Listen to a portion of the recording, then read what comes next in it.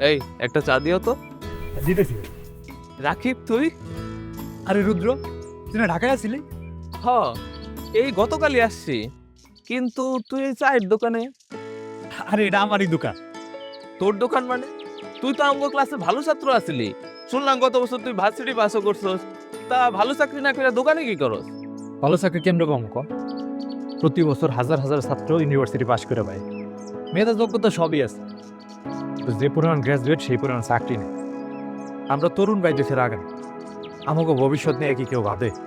তুই ঠিক বলছস। বর্তমানে বেকারত্ব আমাদের দেশে বড় একটা সমস্যা। আর এই সমস্যা তখনই সমাধান হবো যখন সরকার এটা নিয়ে গুরুত্ব দিব।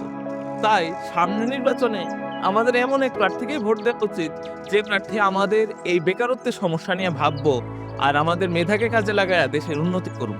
চাই এমন এক নেতৃত্ব যার লক্ষ্য উন্নয়ন, উদ্ভাবন, কর্মসংস্থান ও যুবদক্ষতা বৃদ্ধি। আমাদের ভোটই নির্ধারণ করবে আমাদের ভবিষ্যৎ।